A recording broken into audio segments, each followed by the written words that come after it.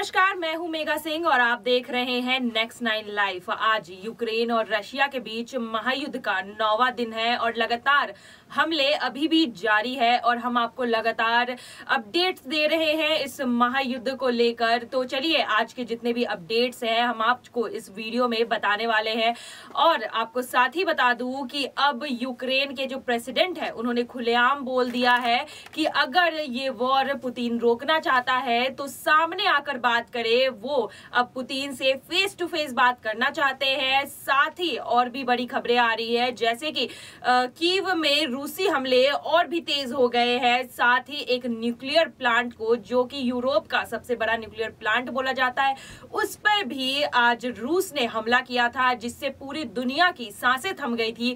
लेकिन अब इस पे खबर ये भी आई है कि उस आग को बुझा लिया गया है। तो चलिए ऐसी आज की 9वें दिन की क्या अपडेट्स रही है इसके बारे में आज हम आपको इस वीडियो में बताने वाले हैं। तो देखिए ये रिपोर्ट। रशिया और यूक्रेन के बीच आज युद्ध का 9वां दिन है और जंग के बीच यूक्रेन ने शुक्रवार की सुबह यह दावा किया है कि न्यूक्लियर पावर प्लांट पर रूसी मिसाइल ने हमला किया है। यह यूरोप का सबसे बड़ा न्यूक्लियर पावर प्लांट है, इसलिए अमेरिका, यूके और बाकी के देश भी इस मामले में तुरंत एक्टिव हो गए। इसी बीच यूक्रेन के राष्ट्रपति वोलोदिमीर ज़ेलेंस्की का बड़ा बयान भी आया है। उन्होंने कहा है कि अगर परमाणु धमाका हुआ तो यह पूरे यूरोप का अंत होगा।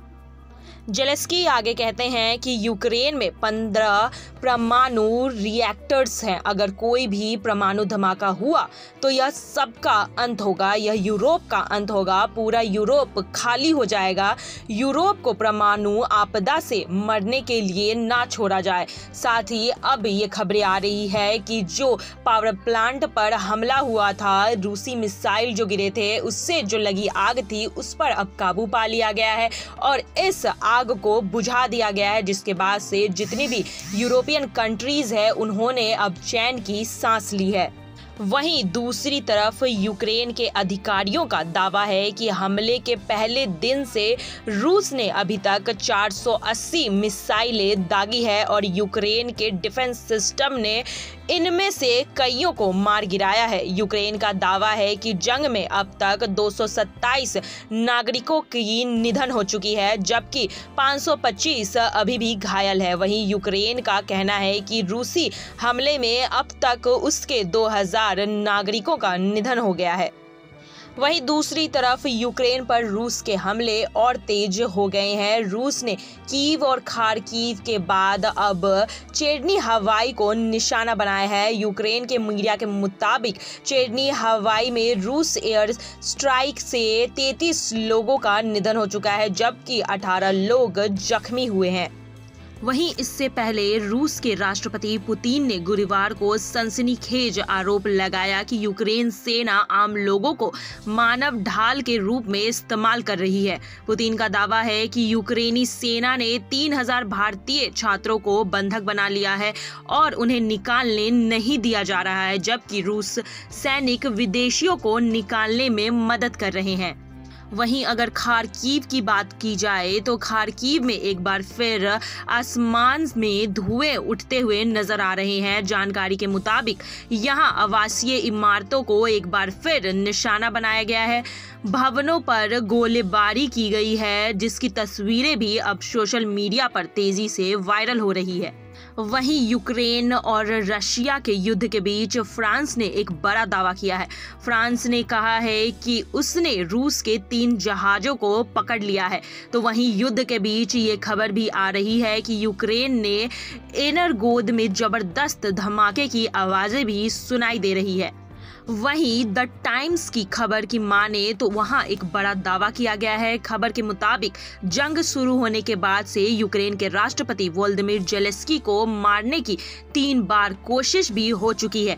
दावा है कि उनको मारने के लिए 2 अलग अलग भारे के बदमाश भी भेजे गए थे, लेकिन इस कोशिश को रूस की फेडरल सिक्योरिटी ब्यूरो ने फेल करवा दिया था, क्योंकि वे लोग यूक्रेन से जंग के खिलाफ थे। वहीं जंग के बीच यूक्रेन लगातार दावे भी कर रहा है। यूक्रेन का कहना है कि 4 मार्च तक रूस के 9,186 सैनिकों को उन्होंने मार गिराया है। उसके अलावा 33 प्लेन, 27 हेलीकॉप्टर, 251 टैंक, 105 तोप और 60 फ्यूल टैंक आदि भी रूस के उन्होंने बर्बाद कर दिए हैं, उन्हें ध्वस्त कर दिया गया है। वहीं यूक्रेन में फंसे एक और भारतीय नागरिक को गोली लग गई है। जी हाँ, ये भारतीय छात्र यूक्रेन के कीव में फंसा हुआ था और वहां से बाहर निकल रहा था, तभी उसे गोली लग गई, जिस वजह से उसे वापस इलाज के लिए कीव जाना पड़ा। इसकी जानकारी खुद मंत्री ने दी है। यूक्रेन में फंसे भारतीयों के मामले पर भी सुप्रीम कोर्ट ने आज फिर से सुनवाई हुई थी। इसमें चीफ जस्टिस ने सलाह दी है कि फंसे भारतीयों के लिए ऑनलाइन हेल्पलाइन और जानकारी मुहैया करानी चाहिए। अब इस मामले पर अगले शुक्रवार को सुनवाई होगी। कोर्ट में बताया गया कि जिसके माता पिता ने याचिका दायर की थी, उसको रोमानिया के रास्ते से भारत लाया जा रहा है। वहीं अब यूक्रेन में मौजूदा परमाणु प्लांट पर अब रूसी सेना का कब्जा हो गया है। इससे पहले रूसी सेना ने इस पर बमबारी की थी, जिसके बाद प्लांट से धुएं निकलने की खबर भी आ रही थी, जिस पर अब काबू पा लिया गया है।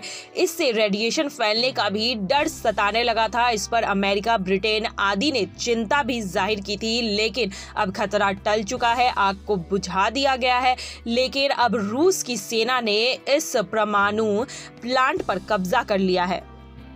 वहीं प्रधानमंत्री नरेंद्र मोदी आज यूक्रेन संबंधी हालातों पर एक बार फिर से रिव्यू मीटिंग करने जा रहे हैं।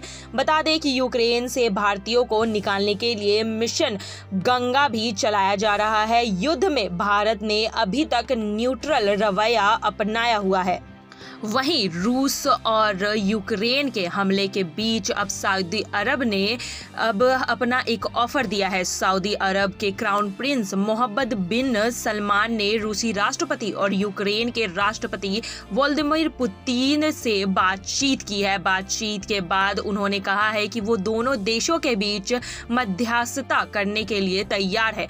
पुतिन से बातचीत के दौरान प्रिंस सलमान ने मामले को कूटनीतिक बातचीत के जरिए सुलझाने पर भी बल दिया है।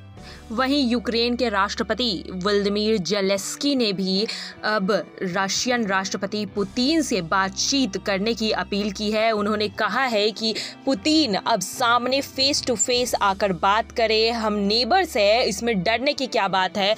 वो अब पुतिन के साथ एक कमरे में बैठकर फेस टू फेस बात करने के लिए तैयार है। उन्होंने ये अपील मीडिया के सामने की।